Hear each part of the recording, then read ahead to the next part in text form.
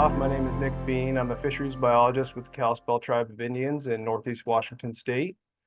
And today we're going to share one of our programs aimed at suppressing northern pike in the Pend Oreille River within our local waters.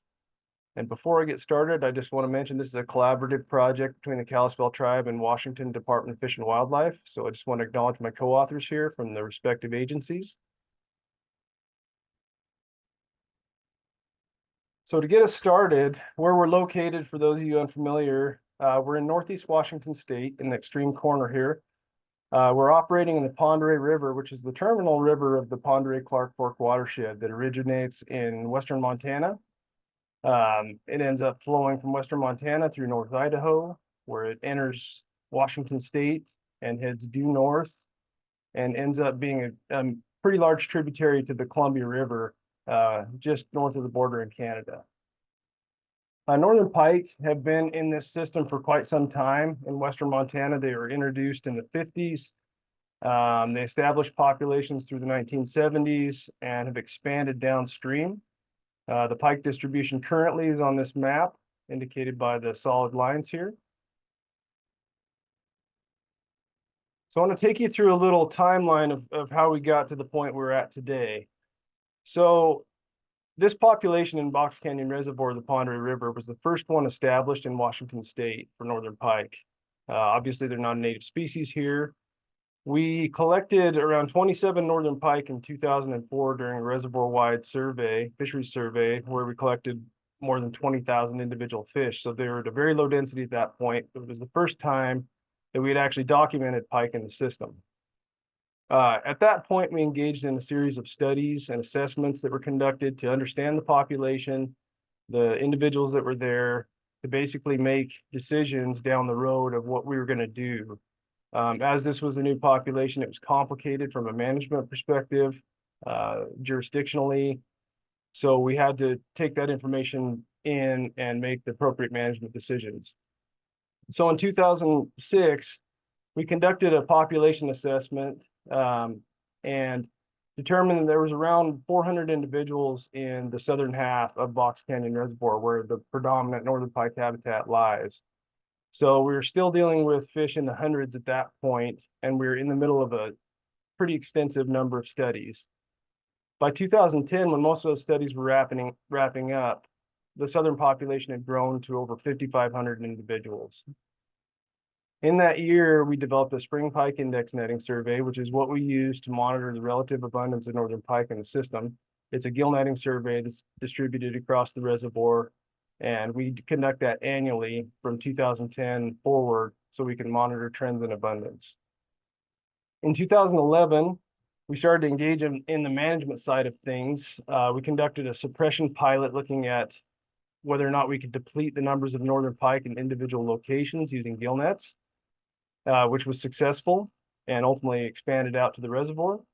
We conducted a pretty extensive public outreach process. This has become a popular fishery here, so it was complicated to manage against northern pike. We had to establish regulation changes, turn pike into an invasive species essentially in the regulations at that point, and then establish what our management objectives were for the individual reservoirs in the system.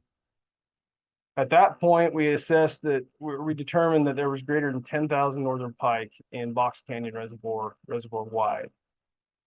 So moving forward to 2012, we initiated our reservoir-wide suppression effort that I'll be talking about extensively today in Box Canyon Reservoir. And in 2016, we have an adjacent reservoir downstream that's Boundary Reservoir. We documented a number of northern pike in that system, and we engaged in active suppression and spin monitoring there as well. So I will cover both of those individual reservoirs within the presentation today. So this has been a really long, complex conversation and story for us that we wouldn't be able to go through today in a 15-minute discussion. So I'm truly going to focus on the suppression efforts and the results that we've seen to date here. And to start us off, we'll look at Box Canyon Reservoir, which is the larger of the two and the upstream-most reservoir in the Pend Oreille River in Washington State. So this is a pretty large reservoir. the map in the middle is the extent of the entire reservoir. As I indicated, it flows from south to north. And we've got it broken out into two sections, essentially. The southern half here, which is where the Kalispel Reservation lies alongside the east bank of the river, and the northern section. And I'll explain why we differentiate those two here in a second. So this is around 55 miles long, and we net the entirety of this reservoir on an annual basis. And it flows from Albany Falls Dam. It's impounded downstream at Box Canyon Dam. So those are the two major hydroelectric projects that impound this reservoir. It's ideal habitat for northern pike. There's more than 55 individual slough locations that we've netted over the past and documented spawning in. So there's a lot of northern pike habitat. It's shallow, inundated, flooded vegetation. It's perfect for a northern pike population. So our primary objectives for this project within Box Canyon were to crash the population within 3 years. So we wanted to remove the maximum number of individuals in that first 3-year period that we could, and limit recruitment back into the population.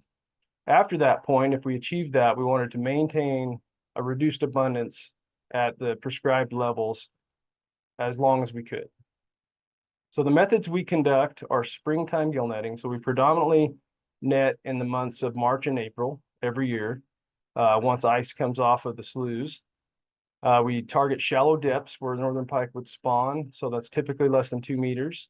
And we use standardized nets that we developed. They're basically 150-foot long monofilament gill nets, sinking nets with 1 to 2 inch graded and 1/4 inch increment mesh panels, which achieves what we want to do for this system and limits bycatch of smaller fish species. So our abundance targets that we use to monitor the population during our spring pike index netting survey every May for this system are split into two strata. One is the North River, so that northern section of the reservoir, which has less pike habitat, less overall pike abundance. We want it to be at less than half a fish a net in that system, in that part of the system. In the other side, and so the southern half of the reservoir, and then all sloughs contained within the system, we wanted to be at less than 1.7 pike per net. And that would get us back to fish that were in the hundreds versus thousands. So jumping straight into results, I've got this over a couple slides here, focusing first on our original, kind of our core objective, which was to crash the population in 3 years.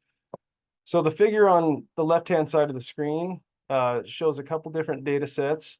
The gray bars, vertical gray bars, correspond to the far right axis, and that's the number of northern pike removed on an annual basis. The y-axis is our catch per unit effort of northern pike, so the number of northern pike per net collected during our spring pike index netting survey, and that would be the black line that descends down here. So what this shows is the 2 years that we conducted our spin surveys before we initiated suppression, we had a really high relative abundance of northern pike in the system. So we were up over 13 northern pike per net in 2011. Reservoir-wide, that's our mean. So there was a lot of fish in the system. They were nearly everywhere. So it was a really overwhelming situation to jump into. Really, the significant netting effort was conducted in those first 3 years, as I indicated. So we collected a lot of individual pike in those first 3 years. As you can see here, we're in the thousands of individuals. So 4 to 6,500 individuals per year. We were able to meet those project objectives to basically knock the population down in those first 3 years. As you can see, by 2014 spin survey, we were well down below our blue line abundance target. Sorry, I forgot to mention that. The blue line is our 1.7 pike per net, which is our core area abundance.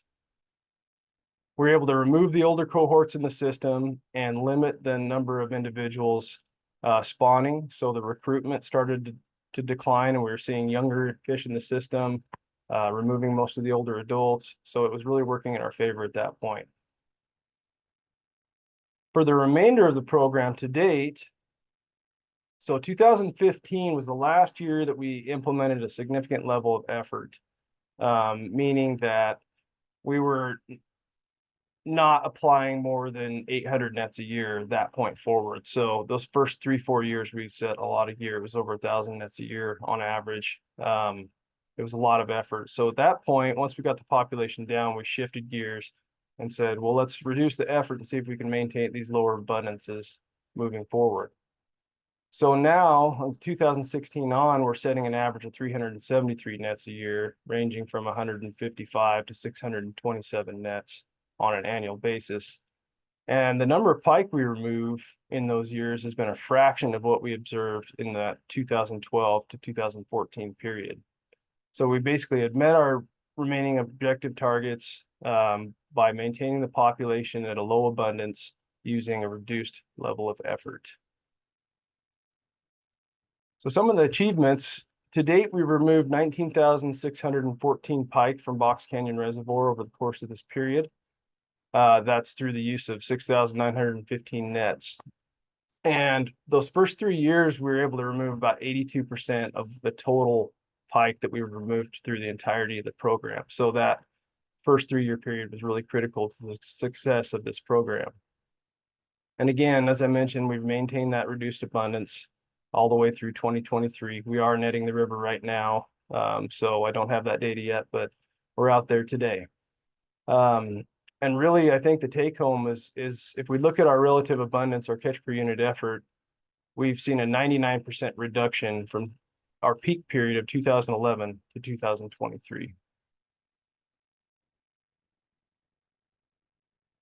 Although this program's been really successful in Box Canyon Reservoir, I do want to mention that we do see upticks in the population. And the reason I bring this up is because we are often asked questions about skipping, to save money, can we skip years of suppression netting and just do it every couple of years, 2-3 years?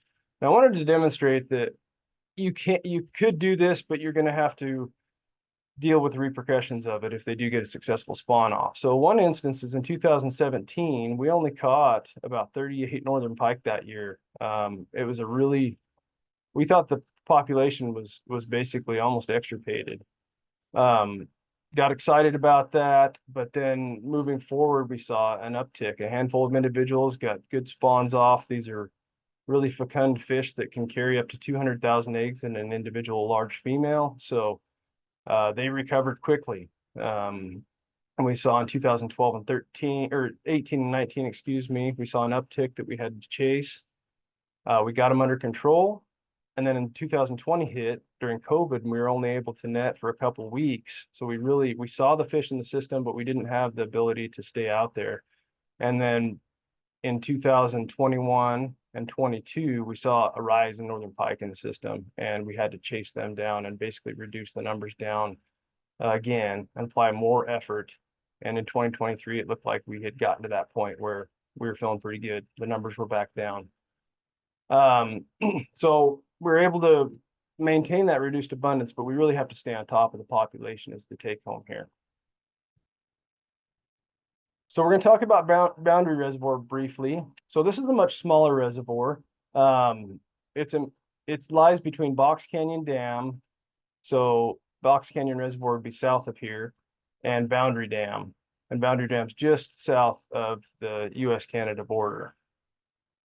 This is a different system in that it's much smaller. It's more riverine in sections. There's less habitat for northern pike. And Seattle City Light owns and operates Boundary Dam, and it powers the city of Seattle predominantly. So they fluctuate the water level quite a bit on a daily basis in there, which actually helps us a lot in maintaining a low abundance of northern pike. Our project objectives were to basically do the same thing. We wanted to knock as many northern pike out of the system as quickly as possible, and also limit downstream entrainment, which is something I haven't talked about yet. We want to ensure that we're not flushing northern pike downstream into the remainder of the Pend Oreille River and as the upper Columbia River. I want to limit that as much as possible. So from a methodology standpoint, everything is consistent with what we did in Box Canyon Reservoir. Our abundance targets here are essentially to make sure that we have less than half a fish per net in our annual spin surveys. So as low as we can reasonably get. As far as results go, so 2016 was kind of a pilot year for us. We actually conducted the spin survey prior to doing any suppression work. And we noted that we were at about 5.5 fish per net in our spin survey.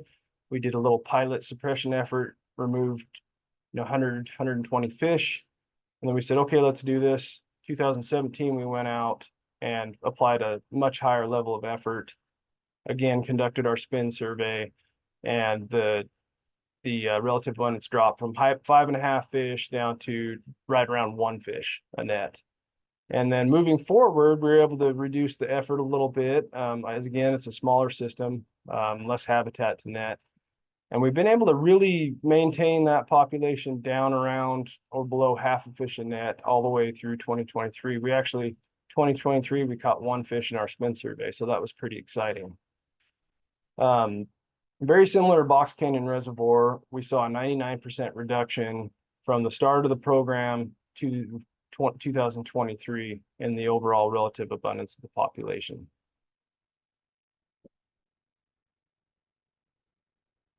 So some key takeaways and lessons learned here for us is we've demonstrated that suppression of northern pike using gill nets is feasible in these large systems. Early detection, rapid response, as you've heard here today already, are critical. So the sooner you get on the population, the better off you're going to be, knowing they're coming. Blaine did a great job of displaying what they're doing down in the Columbia River for their early detection and rapid response programs there. We always advocate that the suppression tools exist. So some of the work that we've done is repeatable and has been repeated in other systems where northern pike have spread to. It can be modified to suit the needs of whatever conditions that you may have within your system. Maximizing the effort early is key. So that first 3-year period for us was critical to crashing the population, ensuring that we don't see the numbers expand beyond what they already were.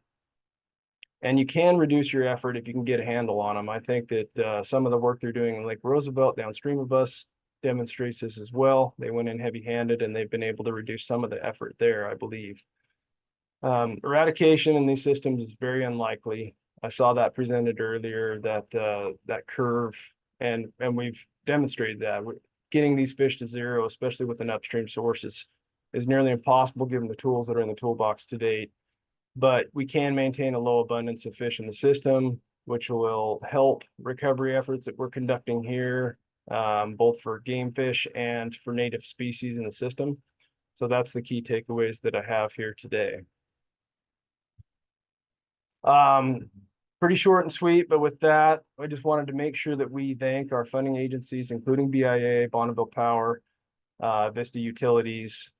We have a number of partners that have assisted in this program, both in the early days of monitoring and the conducting the suppression efforts and monitoring efforts here in the system.